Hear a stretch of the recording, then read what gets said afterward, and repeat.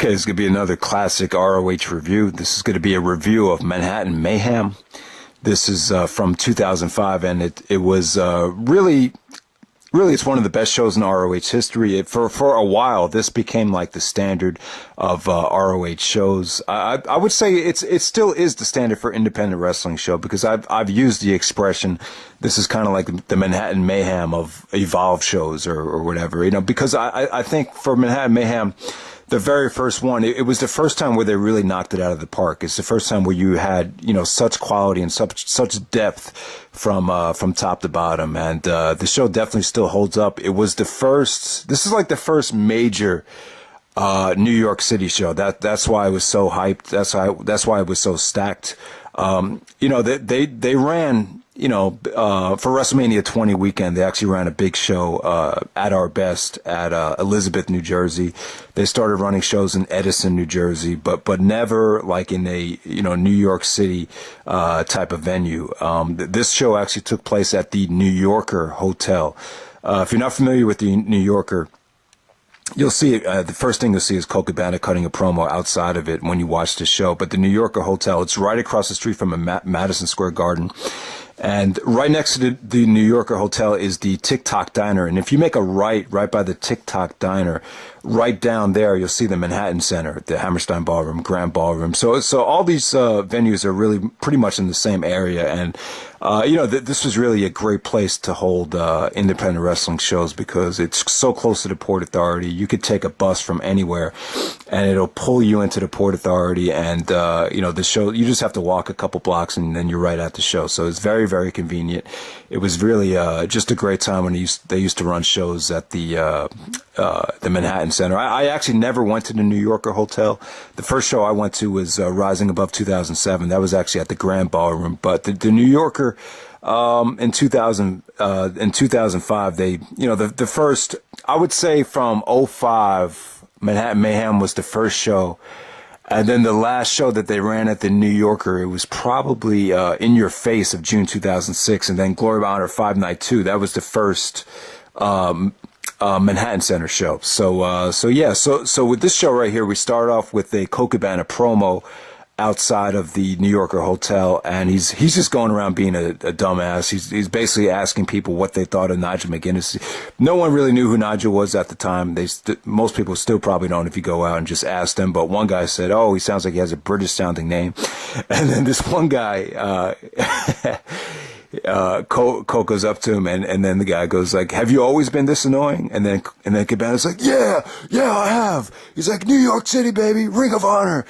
So, you know, Colt Cabana's kind of like the second coming of Adam Sandler. He really looks like he could be Adam Sandler's brother. He's just a lot of fun. That Good Times, Great Memories segment. Then you get another great segment with Jay Lethal and Samoa Joe. I don't know, Joe's kind of like talking down to him, and then all of a sudden Lethal puts him in a headlock out of nowhere, and Joe's like, "Get off me, man, get off me." So that was really a good segment, just to get you taking Lethal serious. So this whole show was a big night for Jay Lethal. Really, this show right here, and then I would say the night when he beat Kurt Angle for the X Division title, you know, those two nights were, you know, pretty much the two biggest nights of I think of Lethal's career, for him to transition into the guy that he was today. So a very important show for Lethal. So we start off the night with Izzy and Deranged taking on Dixie and Azreial. Losing team must split up here. This is, you know, probably the least talked about match on the night. You probably never heard anything about this, but this was a great opener here. You got, you know, ROH wrestling school types of talent. I don't think they were all in the wrestling school at the time, but you get what I'm saying. These guys never really got a lot of time to shine, but on this particular night, I thought they were allowed to deliver. I thought you had some hot tags. They weren't holding back at all. I thought it was good. So some of these guys used to be in a group called Special K. Lethal actually used to be in that group as well when he went under the name of Hydro, but he's really the only one that kind of, you know, progressed out of it.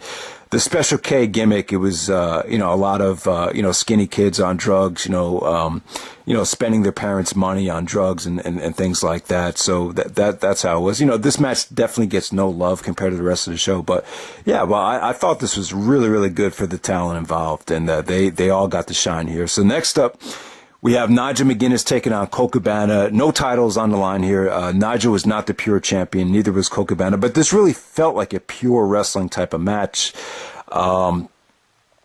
You know, the thing I'll say about this is it's, you know, Colt, even though, you know, Colt Cabana, even though he's more of a comedy wrestler, he could wrestle the European style. He's very good at it. He has a lot of experience wrestling overseas. Cabana is very athletic, actually. A lot of people, when they first started out, a lot of people thought Cabana was a better athlete than Punk. That's actually what I remember hearing. But with Nigel and Cabana, this is a great example of a match with great chain wrestling, great European wrestling, and a mixture of comedy. I don't think it's ever been blended this well, and they were able to pull it off here. They probably had better matches than this. This match kind of their European rules match was shitted on. I think they had that match a week later, but this match it was pretty cool. What do you remember about this match was the ending.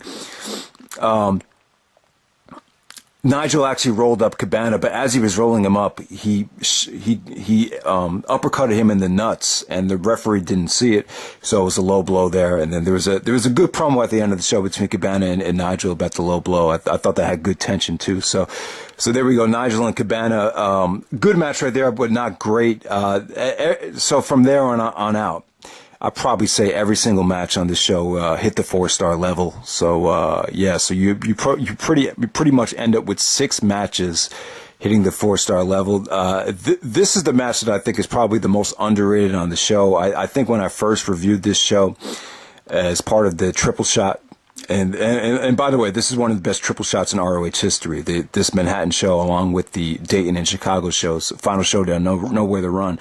It's arguably the best triple shot in ROH history. But, you know, we have James Gibson taking on Black Tiger. I'm pretty sure that the Black Tiger is actually Rocky Romero here, because Romero was actually on the show with Low Key and Homicide in the main event. So you have James Gibson taking on Black Tiger, and this was awesome stuff. If you want to learn how to become a wrestler, what they did in this match was, you know, the fundamental skills were definitely there. You know, it wasn't, you know, a spot fest. It wasn't, you know, two guys trying to, you know, bust each other's ass with speed and athleticism. It was just a good, solid wrestling match. You had good transitions. You had good counters. You know, this is one of the, you know, and I'll say this about James Gibson. He really, you know, most people think he was the MVP for 2005 for Ring of Honor. And I would say that the 2005 Ring of Honor MVP, it's the most interesting, it's the best MVP race ever. This is one of the reasons why I think 2005 is the best year in ROH history, because have your pick. I mean, you could argue about 5 or 6 guys as being the MVP. The 2 guys that get thrown out the most is Gibson 1, and believe it or not, it's Roderick Strong number 2. I would say Roderick Strong was definitely the most improved if you look at his body of work in 2005 and just look at where he was at the end.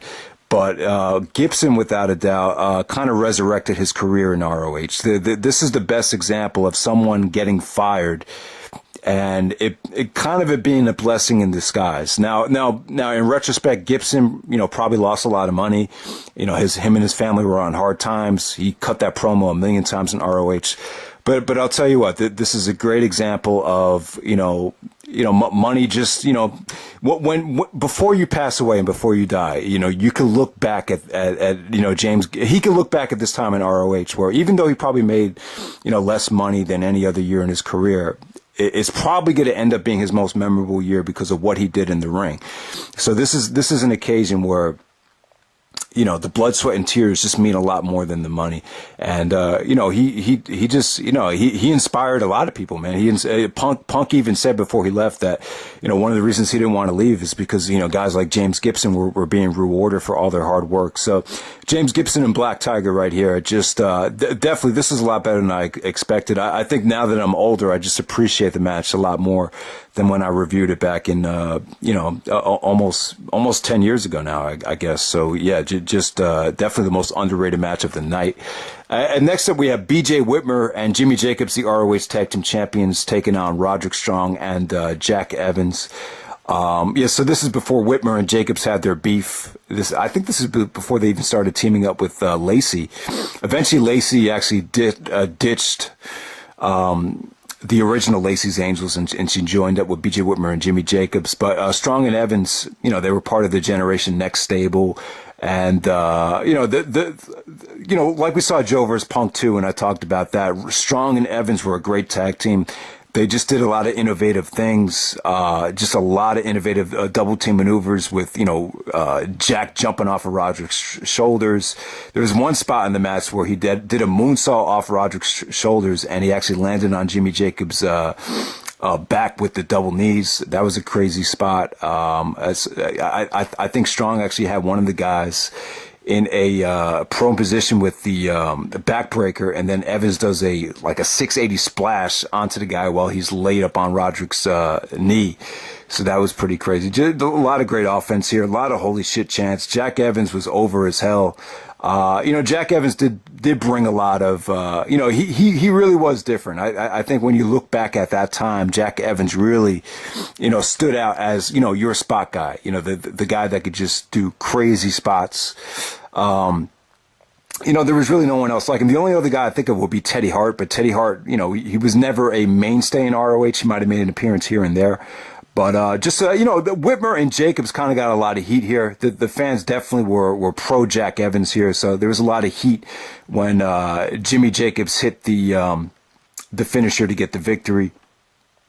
So there we go with that. Great tag match right there. And then next up we have Jay Lethal versus Samoa Joe for the Pure Championship. So for those that don't know, Jay Lethal and Samoa Joe were really good friends. They worked really well together here. Obviously, I can't, now I'm starting to get, having a tough time with my memory here, but I'm trying to think of how they met each other. But it was just one of those things where Jay Lethal was known as Samoa Joe's protege. If you watch Joe versus Kabashi or any of Samoa Joe's major title matches, probably even Joe versus Punk, Lethal was always at ringside trying to learn from Joe. So they had been building this up for a while. And, they just clicked right here. This didn't feel like a pure title match. If you've seen Nigel versus Joe or some of the pure title matches with Nigel before he really broke out, they're a little bit more methodical. It's more about rope breaks and, submissions and, just very, very, very methodical. With this match right here, I totally forgot it was a pure title match. Just wicked stuff here. This is Samoa Joe in his prime. If anyone out there is not convinced of Samoa Joe, if you are kind of hesitant to put him on the list of the all-time greats, I'm talking Shawn Michaels, Ric Flair, Bret Hart. In my opinion, it's matches like this why I put Joe on that level, wrestler of the decade level, and it's because of matches like this. And I think some people that wouldn't put him on that list, haven't seen Joe in a match like this. This is definitely one of those matches. This is kind of like the match I would show Samoa, fans of Samoa Joe that haven't seen a lot of ROH stuff. This match with Jay Lethal right here, because it's short, but at the same time, it's intense, it's fast paced. Joe busted out a lot of nice suplexes here. There was some crazy table spots, great high flying stuff from Lethal, great DDT combinations from Lethal. I thought the finish was actually a Samoa Joe doing a straight jacket German suplex. We've seen Colt do that in the past. There was a lot of guys in Japan doing that, so Joe kind of adopted that from them at that time. So, so Joe wins the Pure Championship. They actually play the Champ is Here song for Joe, which they hadn't played since Joe lost the belt to Austin Aries. So that was pretty cool. The fans were going crazy for that song. After Joe lost the belt, he was coming out with the LL Cool J Mama Said Knock You Out song. So there we go with that. Joe and Lethal. I'm not even sure what the match of the night was. I'll evaluate it after I'm done with the review. Next up, you have dog collar match, CM Punk versus Jimmy Rave. Jimmy Rave and the Embassy have been, choking Punk out, really busting him open. Let me say this about the match. This whole Jimmy Rave feud, it really carried on. They had a lot of matches. They actually had a steel cage match the next week at Nowhere to Run. This is the feud which really got the WWE's attention. They decided to offer Punk a contract after this match, or after this feud is over. And Punk was incredible here. You know, his acting skills, his intensity on the mic, the promo after the match was just so believable. I mean, it really, probably the most believable promos I've seen on the indies, which, you know, kind of blended, you know, drama and realism, where it was this, you know, the CM Punk promos on Jimmy Rave. They really stacked the odds against Punk here. You know, the Jimmy Rave actually took a cheap shot and came out from behind to get the upper hand on Punk. Really brutal match too. Punk took a lot of vicious chair shots here. Tons of Shining Wizards. There's just a lot of Shining Wizards, and the Embassy was at ringside too. You had Prince Nana. You had, you know, that sexy Asian girl. Her name's not coming to me. You just had a lot. There's a lot of people in this Embassy stable, and you know, for Punk going up against the whole Embassy, it really got the whole fans on it. It got the fans on his side, and this really gave Punk a shot of adrenaline heading into Nowhere to Run, which he would get the feel-good victory in Chicago by, you know, superplexing Jimmy Rave off the top of the cage. But the dog collar match here, you know, good stuff. I would say Punk. I actually like this more than the Raven dog collar match. I think Punk, it really suited Punk as a babyface, and I thought he worked the babyface role to a T here. I thought it came off really well, and at the same time, it made Jimmy Rave really hated. You know, I thought Rave had a good career in ROH, but when he wasn't working with the Punks and the AJ Styles and the Bryan Danielsons, he kind of got lost, and he would end up having, you know, bland matches. It wasn't like he could carry anybody, but, you know, Jimmy Rave was the kind of guy that could have great programs and great matches if he was in there with elite talents like a Punk or an AJ Styles. So there we go with that. And then the ROH World Title match, we have Austin Aries taking on Alex Shelley. Back at Final Battle 2004, Austin Aries won the ROH World Title from Samoa Joe, and before that match, he actually kicked Alex Shelley out of the Generation Next. You know, him and Roderick Strong just turned on him, and I've never really seen anything quite this creative in pro wrestling. I've never seen someone, you know, kind of, you know, basically kick the leader out of a stable. You know, because Shelley was the leader of Generation Next. If you watch all the promos when Generation Next formed, Generation Next, by the way, it's Austin Aries, Alex Shelley, Roderick Strong, and Jack Evans. Alex Shelley was definitely the mouthpiece. He was really cutting the best promos throughout the year. But it came a point where Aries was just such a spectacular wrestler, so explosive, that they needed to put the belt on. I think they wanted to do something, you know, make a big splash and do something.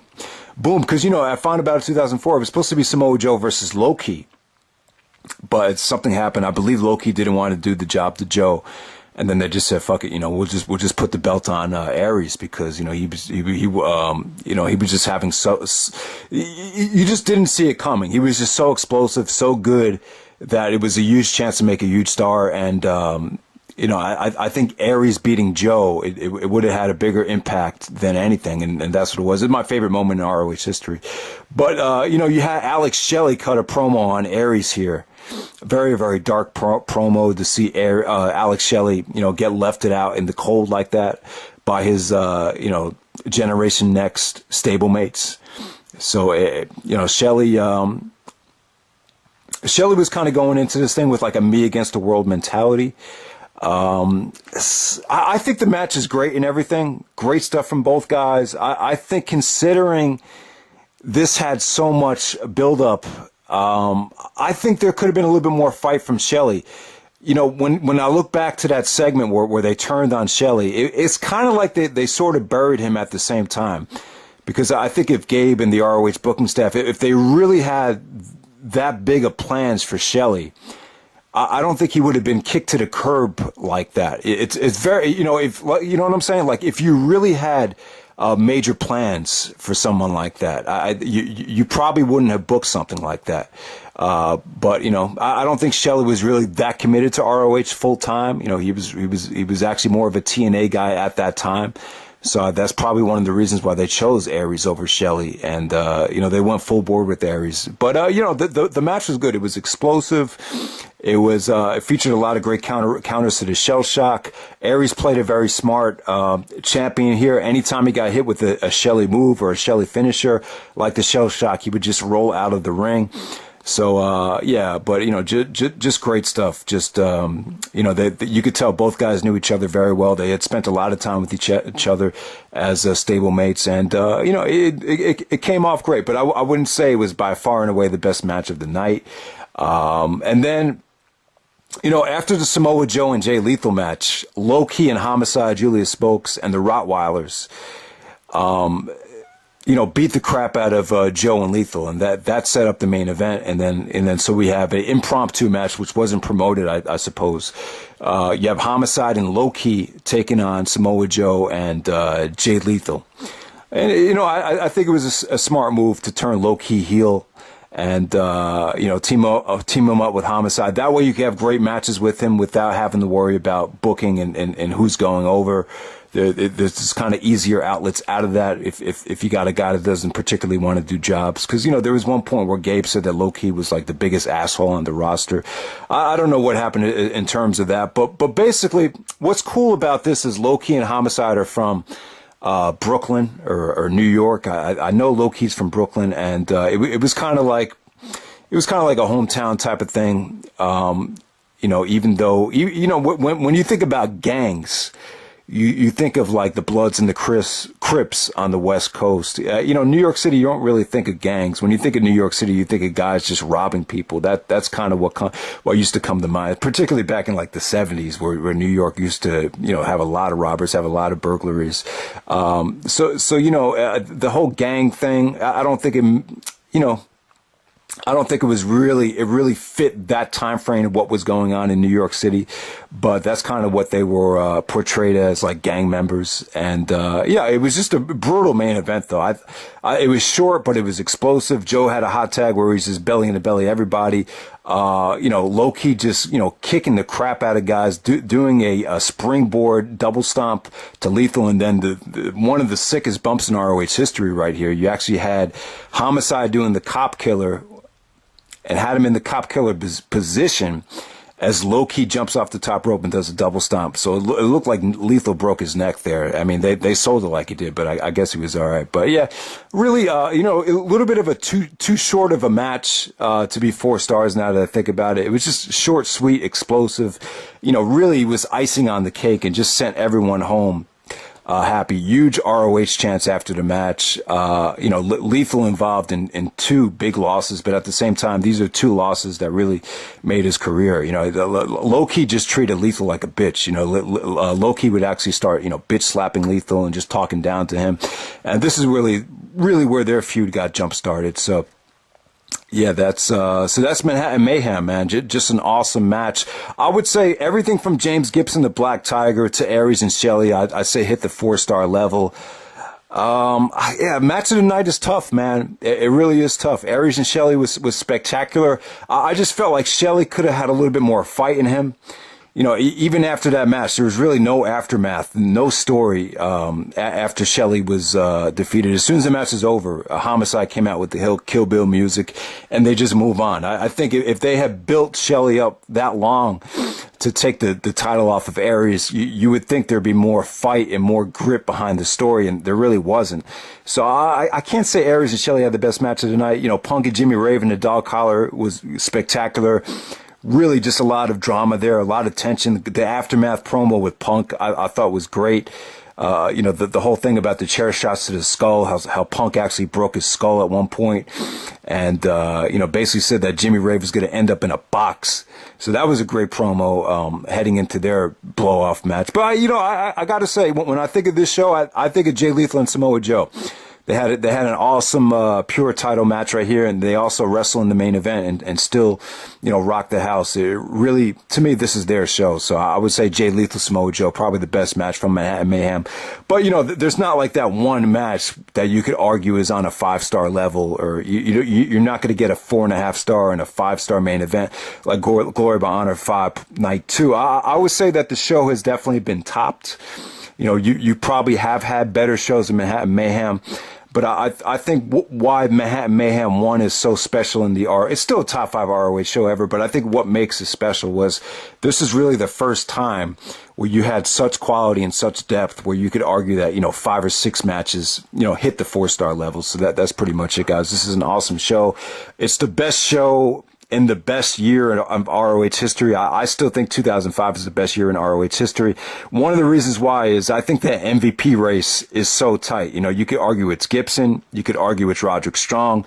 You could argue it's Samoa Joe, because Joe was still in his prime in 2005. Plus, I like the fact that he stayed after losing the title and, became a supporting player. I think Joe in 2005 is the best example of a guy losing the belt and still being a huge part and a huge draw on the roster.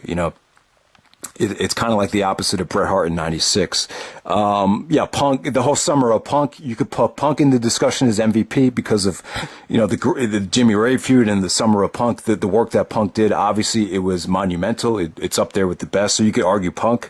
Austin Aries held the title longer than anybody. If you take his collection of matches, you could definitely argue Austin Aries.